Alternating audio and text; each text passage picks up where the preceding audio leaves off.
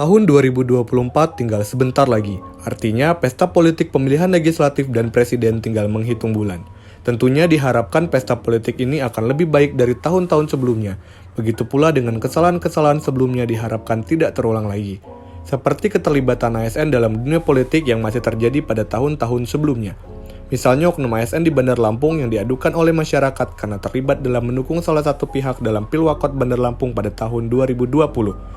Atau ASN Kelurahan Ciputat yang diduga ikut kampanye salah satu paslon di Pilkada Wali Kota Tangerang Selatan pada tahun 2020. Dan contoh-contoh lainnya terkait dugaan keterlibatan ASN dalam politik praktis. Lantas, mengapa ASN tidak boleh terlibat dalam politik praktis? Apa yang melandasi hal tersebut? Di dalam Undang-Undang ASN Nomor 5 Tahun 2014 dijelaskan bahwa manajemen ASN adalah pengelolaan ASN untuk menghasilkan pegawai ASN yang profesional, memiliki nilai dasar, etika profesi, bebas dari intervensi politik, bersih dari praktik korupsi, kolusi, dan nepotisme. Selanjutnya, dalam undang-undang ini juga ditekankan pada pasal 9 ayat 2 bahwa pegawai ASN harus bebas dari pengaruh dan intervensi semua golongan dan partai politik.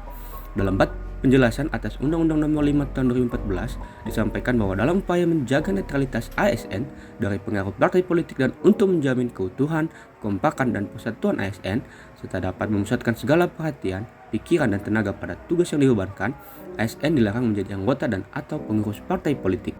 PP Nomor 94 Tahun 2020 tentang disiplin ASN memperinci mengenai larangan ASN ikut terlibat dalam politik praktis.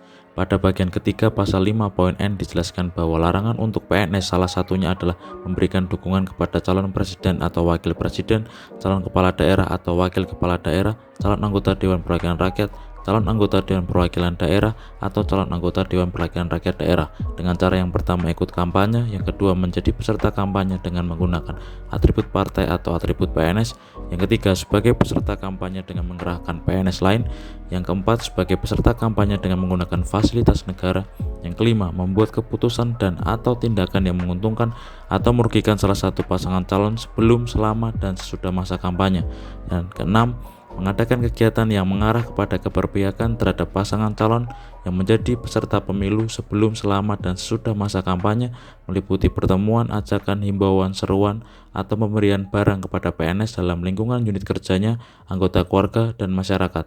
Dan yang terakhir memberikan surat dukungan disertai fotokopi kartu tanda penduduk atau surat keterangan tanda penduduk. SE Kemenpan RB dan SE KASN antara lain 1. Kampanye media sosial, 2. Menghadiri deklarasi calon, 3. Ikut sebagai panitia kampanye, 4. Ikut kampanye dengan atribut PNS, 5. Ikut kampanye dengan menggunakan fasilitas negara, 6. Menghadiri acara parpol, 7. Menghadiri penyerahan dukungan parpol ke paslon, 8. Mengadakan kegiatan mengarah keberpihakan, 9. Memberikan dukungan ke caleg dengan memberikan KTP, 10. Mencalonkan diri dengan tanpa mengundurkan diri sebagai ASN, 11. Membuat keputusan yang menguntungkan atau merugikan paslon, 12 menjadi anggota partai politik, 13 mengarahkan PNS untuk ikut kampanye, 14 pendekatan ke parpol terkait pencalonan dirinya atau orang lain, 15 menjadi pembicara dalam acara parpol, dan 16 foto bersama paslon dengan mengikuti gestur yang digunakan sebagai bentuk keberpihakan. Jika melanggar hal tersebut, ASN dapat dikenakan sanksi moral dan juga hukuman disiplin hingga pemecatan. Untuk mengantisipasi ASN yang terlibat dalam politik, beberapa rekomendasi dari kami adalah 1. Sosialisasi terkait kode etik yang mengatur tentang larangan keterlibatan ASN dalam politik lebih ditingkatkan. 2. Dilakukan pengawasan yang lebih masif dengan melibatkan masyarakat.